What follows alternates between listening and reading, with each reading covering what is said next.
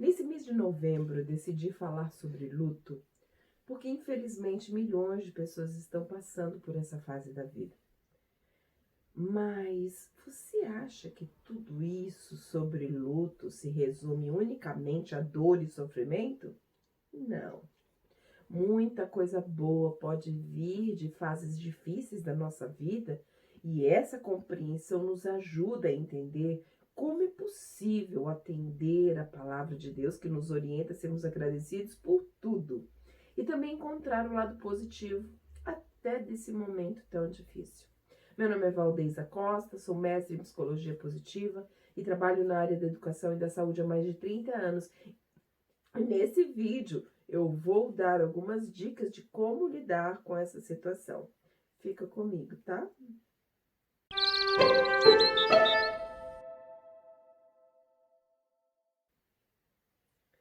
Gente, para começar, eu queria saber de onde você me ouve. Escreve aqui nos comentários para eu saber até onde a minha voz chegou, tá bom? Aproveita agora também, dá o seu like, porque isso ajuda o YouTube a entender que esse vídeo é importante, esse conteúdo é importante, e aí ele vai encaminhar para outras pessoas. Então, como alguns de vocês sabem, há 4 anos atrás eu perdi o meu irmão Kleber, perdi para o câncer. Pois é. Depois de uma luta sofrida de 6 meses, ele descansou no Senhor.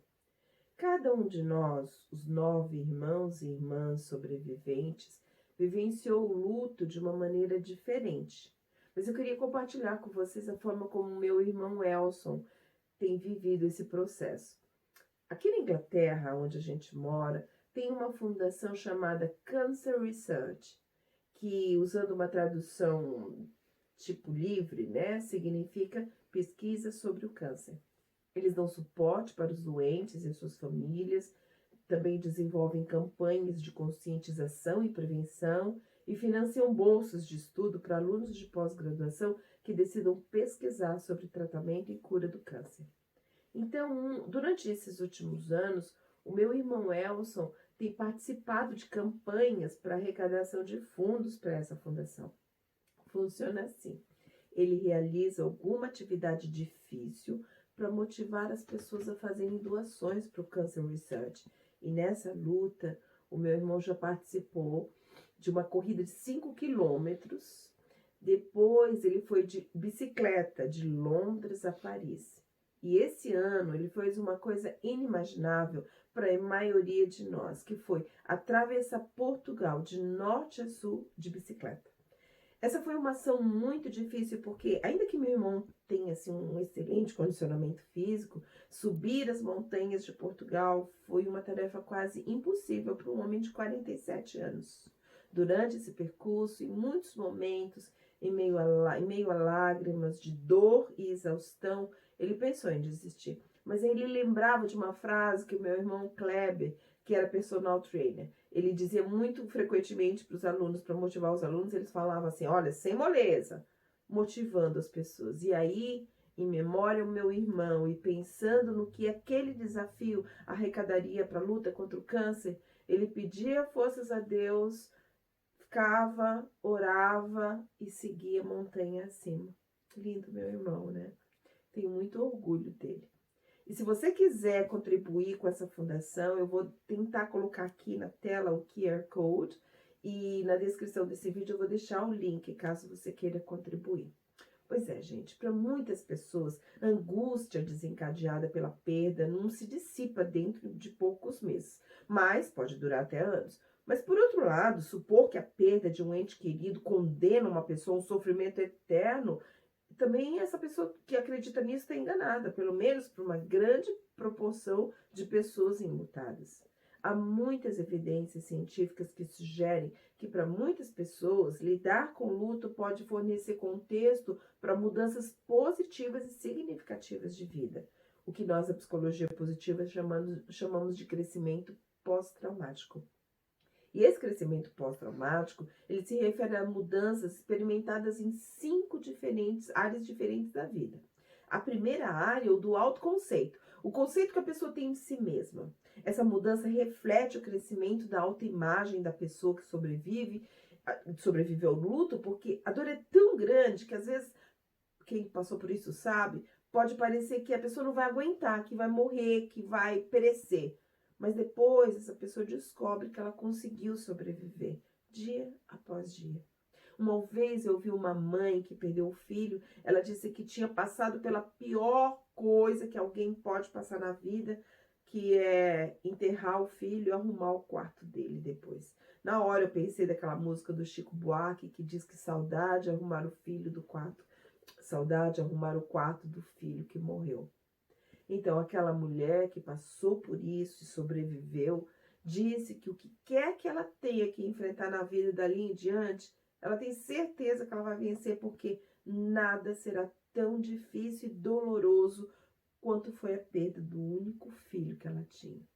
Essa declaração reflete a visão de que ela passou, talvez ainda esteja passando, por um grande sofrimento psicológico e grandes desafios para ajustar e se adaptar à vida onde ela não é mais mãe.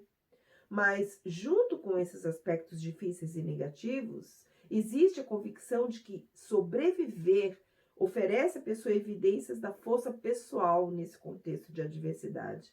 Pois é, a experiência da perda pode levar muitas pessoas a se sentirem mais fortes e mais autoconfiantes. Esses dias eu falei com uma pessoa que dentro de 30 dias enterrou 4 pessoas da família dela. Eu perguntei como ela estava se sentindo e ela me disse que se sentia meio anestesiada, porque ir ao cemitério parecia não doer mais tanto assim. Mas o que aconteceu, na verdade, é que ela estava mais forte. Uma força que brotou do sofrimento. Outra área do conhecimento do crescimento pós-traumático depois do luto é a experiência de mudanças no relacionamento com as outras pessoas.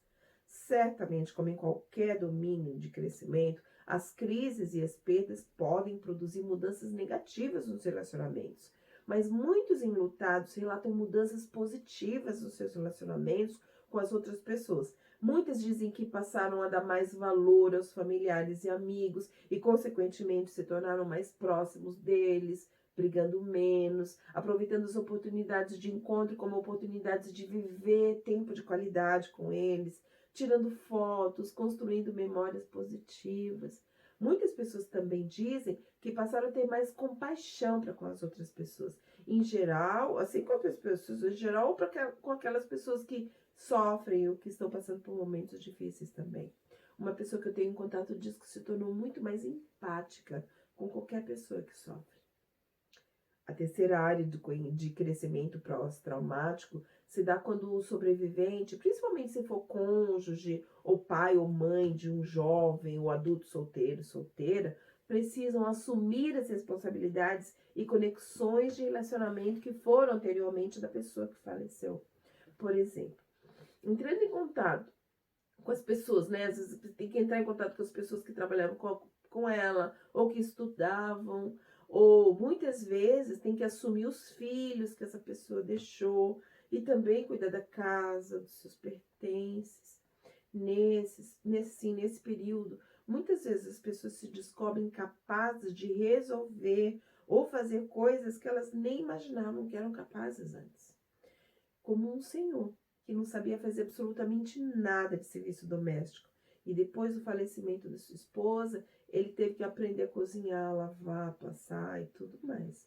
E sabe, ele se descobriu um excelente cozinheiro, coisa que ele não sabia por 65 anos. Tem também a mulher que é habituada a ter o marido como motorista, teve que vencer o seu medo de conduzir, né, de dirigir, para poder continuar indo trabalhar e se sustentar. Há também os casos de pessoas que, depois de cuidarem de um ente querido doente, depois da sua morte decidem fazer um curso, uma faculdade de medicina, de enfermagem, fisioterapia, outros cursos onde ela terá condições de cuidar mais e melhor de outras pessoas. Embora inicialmente essas novas funções possam ser onerosas e difíceis, elas muitas vezes abrem os enlutados para um terceiro domínio de crescimento. Novas possibilidades que eles tinham pouca ou nenhuma experiência antes. A perda também pode abrir a possibilidade de novos relacionamentos. Claro que a pessoa que morreu não pode, nunca vai ser diretamente substituída. E pessoas enlutadas raramente desejam pensar dessa forma. Mas o espaço vazio na vida da pessoa enlutada permite que novas pessoas entrem. Sejam novas amizades, sejam novos amores.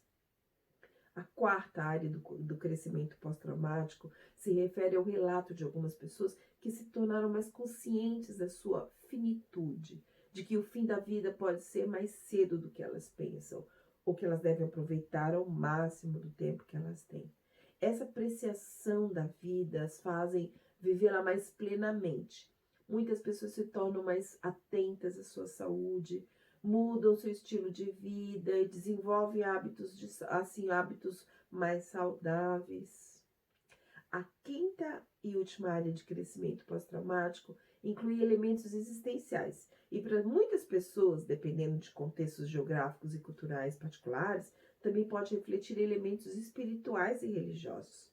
Pessoas enlutadas, por causa da sua experiência com a morte de um ente querido, podem experimentar mudanças na forma como elas se entendem, sua existência como mortais e a sua conexão com algo transcendente. Muitas pessoas se tornam mais espiritualizadas, escolhendo acreditar e se relacionar com Deus, por exemplo. E aí encontram sentido para suas existências e estabelecem um propósito de vida, aprofundando a própria fé. Estudos mostram que a religião também pode servir como uma estrutura para promover o crescimento por meio de maior senso de pertença, através do suporte social, emocional e espiritual que a pessoa recebe dos membros da sua comunidade religiosa. Nesse ponto, se você não sabe a diferença entre religiosidade e espiritualidade, eu tenho um vídeo aqui no meu canal explicando isso. Eu vou deixar o link para vocês aqui debaixo na descrição desse vídeo, tá bom? E para terminar, gente, eu gostaria de falar sobre as pessoas, como meu irmão Elson, que depois do luto passaram a lutar pelas causas relacionadas com a perda do ente querido. No caso do meu irmão, a luta é contra o câncer, mas há outras pessoas que perderam familiares e amigos durante esse período que a gente está vivendo e lutam para conscientizar as pessoas da importância da vacinação em massa e também para manutenção de medidas de segurança e proteção. Pois é, a boa notícia sobre o luto é que ele acaba e pode contribuir de alguma forma para o crescimento da pessoa enlutada. E isso me dá muita esperança e é por isso que eu trabalho no sentido de ajudar as pessoas a viverem um luto saudável, conseguirem se sentir felizes de novo e serem capazes de crescer. Se você está de luto, eu espero que as lágrimas que você derrama hoje possam regar as sementes da esperança no seu coração. E que você possa escolher acreditar de todo o seu coração que um dia isso tudo vai passar. Se o que eu disse aqui faz sentido para você, deixa o seu like nesse vídeo, compartilha com as pessoas que você acredita que podem se beneficiar disso tudo que eu estou falando. E não deixa de se inscrever, caso você não seja inscrito, e clica no sininho das notificações para saber quando eu lanço um vídeo novo. Muito obrigada por ter assistido até aqui. Até mais.